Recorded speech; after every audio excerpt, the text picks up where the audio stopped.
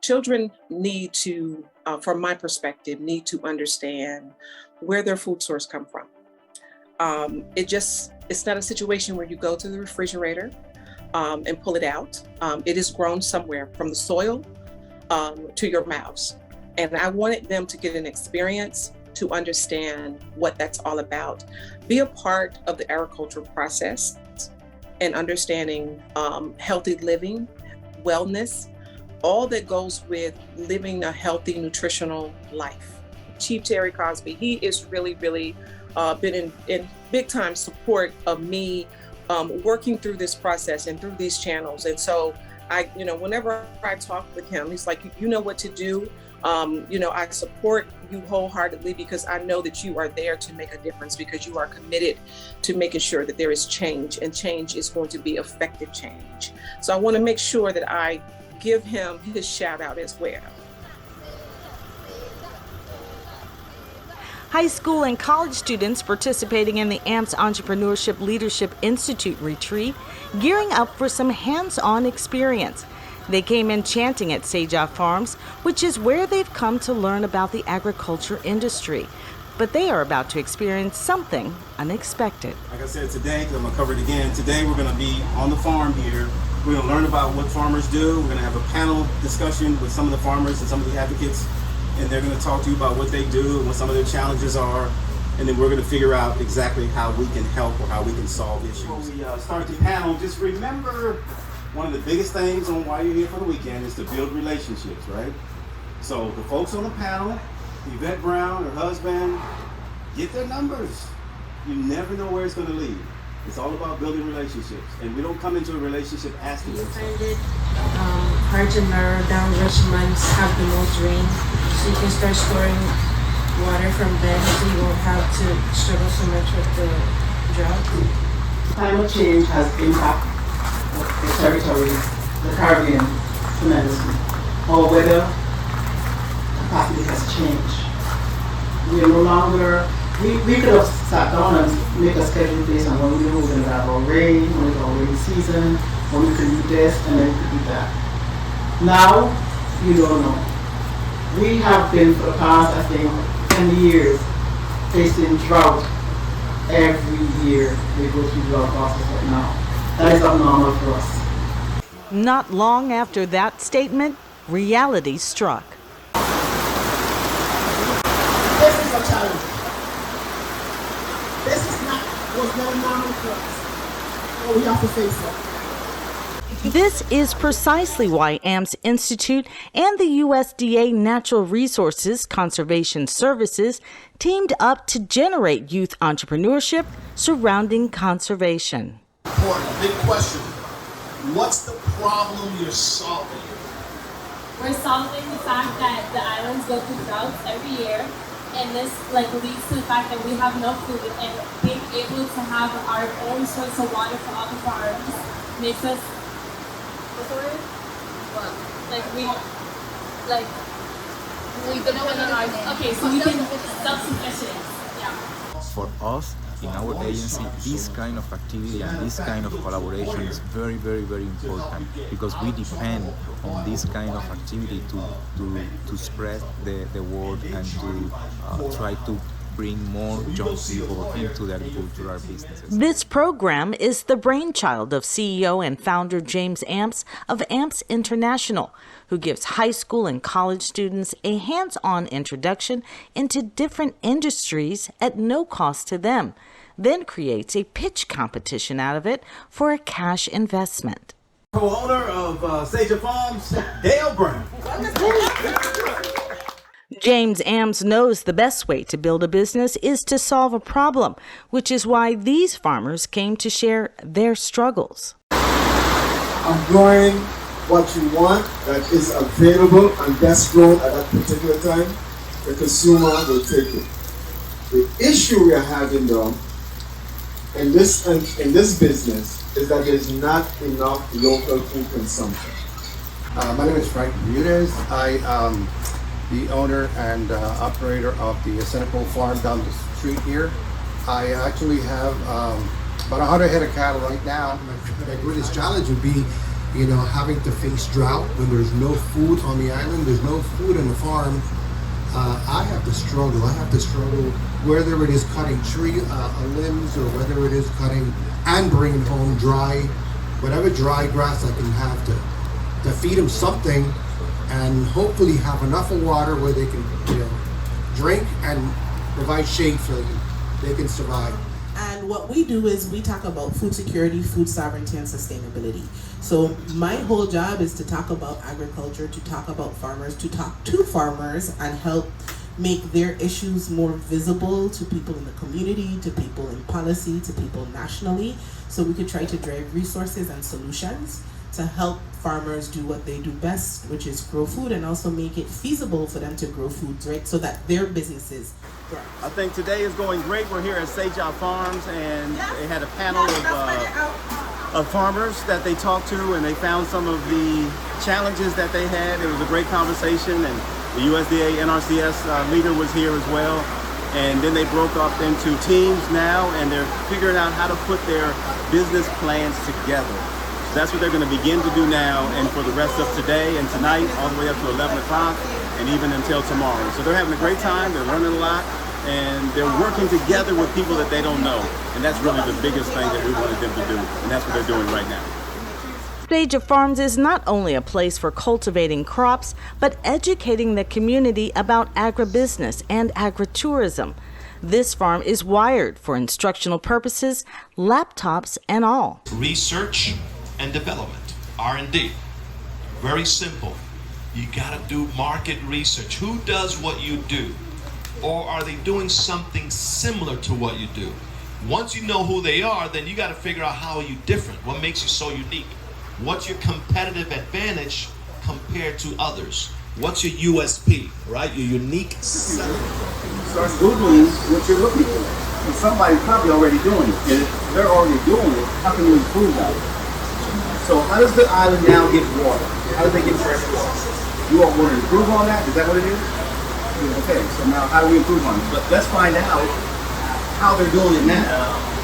Because if you're doing the same thing, it's like it doesn't matter. But if you're improving on what's going on, then everybody wants to go. Not only are we farmers, but we are advocates for other small farmers throughout the community. It is important that we as a community, surrounded by waters, depend on shipment of food, develop a food system. Food security, food sovereignty, and sustainability is the key measurements to our economic development here in the Virgin Islands. Unfortunately, we import 98% of what we eat. That means the Virgin Islands depends on someone else to keep us alive. It's smelling good, so I had to come inside to see what was cooking. Not only did students from AMPS Institute learn about the business of farming, but the benefits of going from farm to the table. A full kitchen allows Sage of Farms to cater to guests and build their reputation for agritourism. After their meal, it was back to work. This time in the classrooms at the University of the Virgin Islands. It was time to take what they've learned from the farms and build a business around it. I'm Zabby Wilson. Hi, my name is Kayla Baloo. Hi, I'm Malia. Hi, I'm Tiara. Hi, I'm Tiara. So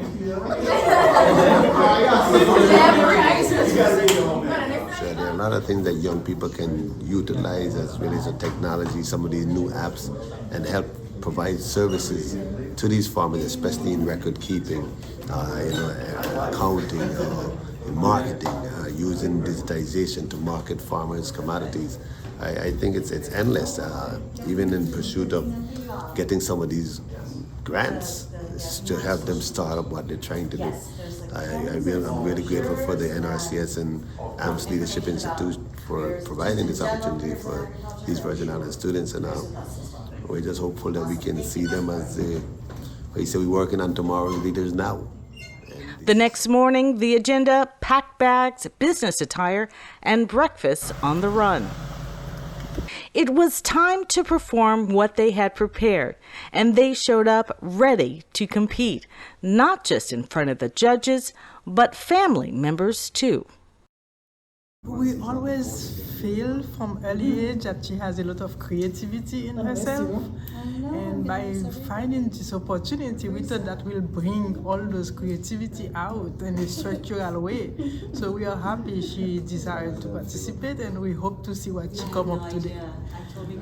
Ladies and gentlemen, my name is James Amps, and I thank all of you all for being here. I run the Amps Institute along with a group of individuals who are entrepreneurs who we decided back in 2003 that we wanted to give back a little bit. I run a speaking and training company called Amps International, LLC, out of Florida. And we were lucky enough on this trip, that we ran about 10, 11 camps. We were lucky enough on this trip to be sponsored and funded by the USDA-NRCS, or National Resources Conservation Service. And they're the ones who said that they want new entrepreneurs on the Virgin Islands, and that they wanted to keep the talent here. With the introduction of the judges, including Dale Brown of Sager Farms, Summer Sibley Brown of Virgin Islands Good Food Coalition, and Elizabeth Lisa Beck, who is a high school business teacher, the pitch competition began. So whenever you're ready, Flow Corporation, just let me know and begin. Good afternoon, my name is Samantha Nibor and I'm the CEO. Good afternoon, my name is Avia Joseph and I'm the president. Good afternoon, my name is Keisha Richards and I'm the vice president. Good afternoon, my name is John Willis and I am the marketing director. Good afternoon, my name is Honorable Garcia and I am the CFO. The purpose of our company Flow is to help farmers all throughout the territory. Because as we all know, the drought seasons can be very hard. When there's no water, crops cannot grow, and we need the water in order to help us be self-sustainable with our food and the way that we live. Our goal is to help the Virgin Islands become a self-sustaining territory. Our market plan is to provide water to local farmers on St. Croix for the cost of $1.40 per gallon. To promote this idea, we will use radio talk shows, social media, blogs, news articles, and advocation. Introducing Farmers Flowers, we will work alongside farmers to grow flowers and sell them to local consumers. We'll be using local farmers' unwanted plants and flowers to make bouquets. We also will be partnering with beekeepers to pollinate our flowers and help grow crops. Our nonprofit organization has launched an app that connects farmers to farmers. Hence our slogan, We are the outlet to your plug. Our app will combat supply chain issues during natural disasters. The Farmers Plug will create job opportunities within the community To assist those whose incomes have been affected by natural disasters. Good afternoon, everyone. My name is Annabelle Garcia. My name is Amir Norman. Christina Nelson. Yvonne Paris. And Alexander Palavon. Did you know that 95% of produce consumed in the U.S. Virgin Islands isn't actually locally grown? It's imported. To put this simply, this means that we rely on others to survive. We have devised that the main reason for this statistic is that farmers aren't getting their name out there, and therefore they're becoming an invisible figure to their community.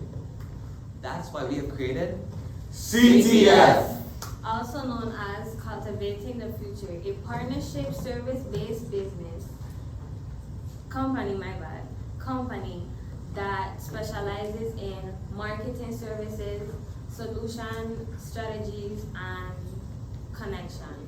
Licenses we're looking at right now would be the business license and further down the road a farmer's license. So our total would be $2,500.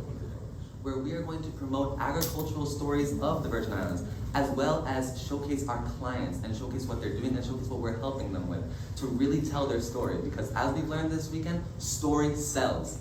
And so the charge we left with was, what if tomorrow they were given money could actually happen? Because all of you, and this is important, all of you presented real answers to real problems that need solving. Not one of them is guessing.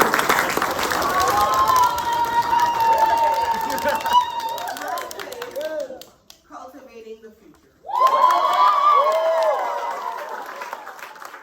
In the end, Cultivating the Future taking home first place prize of $900, but everyone participating left with money to invest. Hello everybody. Today was very scary for me because I'm more of an introvert, but I feel like this opportunity, this entrepreneur camp has helped me in a way that no other camp has ever helped me before, and I'm very thankful for the team and the staff, everyone here, because they taught me so much. I was writing notes, we didn't get much sleep, like I got an hour last night, but it's okay.